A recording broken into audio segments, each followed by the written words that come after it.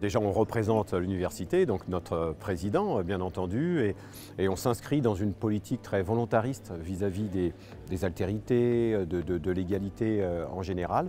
Et donc, on a créé, on en est au deuxième schéma directeur handicap. On a créé un premier schéma directeur handicap dès 2015.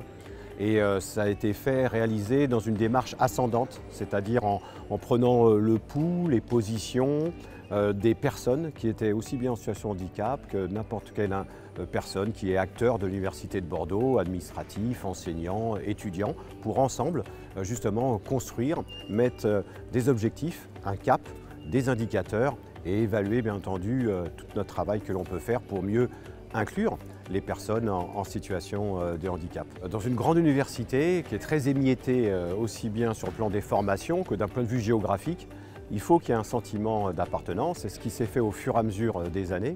Alors bien sûr, les représentations ont souvent la vie dure et celles liées souvent au handicap perdurent. Et donc il faut arriver à changer les mentalités. Donc dans ce second schéma directeur handicap, on a fait une focale plus importante peut-être sur les formations, la sensibilisation, être plus visible, mieux connaître pour mieux reconnaître aussi la personne en altérité. Ça c'était vraiment important et aussi accompagner tous les services pour pas que ça soit une mosaïque mais plutôt une vision plutôt écosystémique de l'ensemble, que chaque unité soit aussi importante les unes par rapport aux autres et qu'elle soit en interaction. Donc on a essayé vraiment de faire corps, par exemple avec le service phase pour nous qui est dédié aux étudiants à besoins spécifiques et le service mission handicap des ressources humaines de l'Université de Bordeaux. Il fallait un peu plus de liens et de liens, de porosité. Donc il faut mieux accompagner justement les différents services pour être plus efficaces. En quelques mots, il faut une intelligence collective. Si on veut être force de transformation, c'est forcément, il faut que la majorité, justement, s'empare du projet qui donne du sens lié à la mission handicap. Et ce que je dis souvent, ce qui sert à une minorité comme les personnes handicapées sert à tous et toutes, sous toute forme de discrimination. Donc c'est important d'avoir cette fibre, cette résonance avec autrui pour mieux le connaître et in fine mieux l'insérer bien entendu. La structuration a été aussi plus importante, elle a évolué au fur et à mesure des besoins, des expressions et donc on voit un engouement plus important, beaucoup d'associations estudiantines sont là et puis pour le personnel et pour l'insertion aussi de nos professionnels, pour le recrutement, pour le maintien dans l'emploi, pour les aider dans la reconversion quand c'est nécessaire, on a créé justement un pôle d'ambassadeurs handicap dédié au personnel de l'Université de Bordeaux, des agents de proximité. Ça fait qu'on peut aller porter sa parole, libérer sa parole en toute confiance avec des gens de proximité. Et ça, c'était important pour nous, pour justement favoriser le fait de se sentir en confiance pour aller après vers les chargés de mission handicap, vers les référents handicap ou vers les correspondants handicap pour arriver justement à mieux comprendre leur situation et qu'on puisse mieux agir collégialement en fait. On va jouer sur le fait, un petit peu comme cette journée, éprouver les choses pour mieux impacter nos messages. Et donc on est en train de construire par exemple, et entre autres, des jeux physiques, des jeux digitaux à distance, au prisme un peu de l'empathie, pour qu'on arrive à mieux comprendre, mieux agir.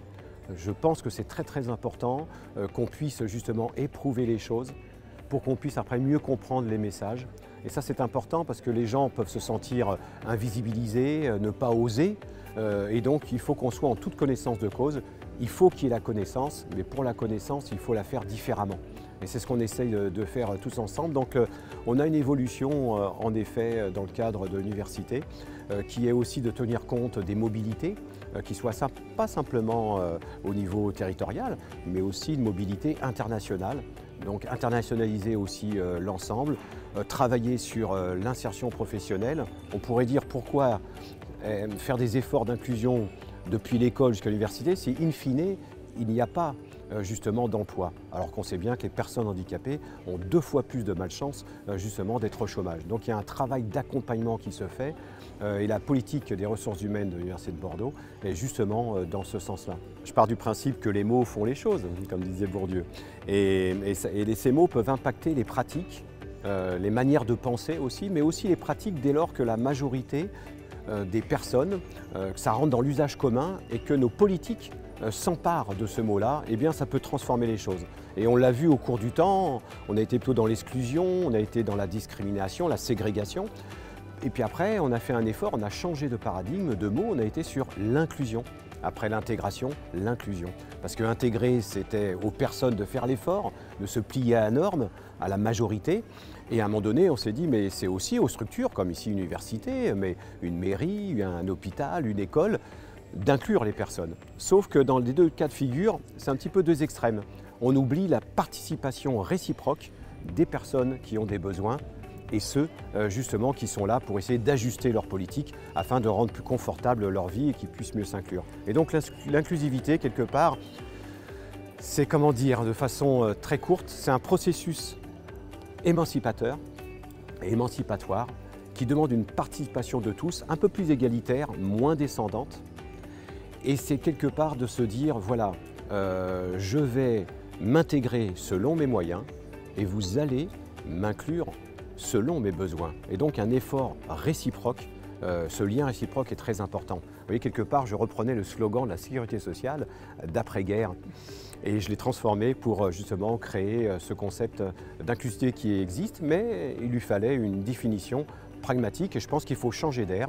Il y a souvent une désillusion, l'inclusion, on pense qu'on va être inclus. Les personnes sont un peu plus passives, elles sont dans l'attente de l'objectif. Donc inclure, c'est un objectif à atteindre. L'inclusivité, c'est un processus. C'est complètement différent d'un point de vue des mentalités et des représentations.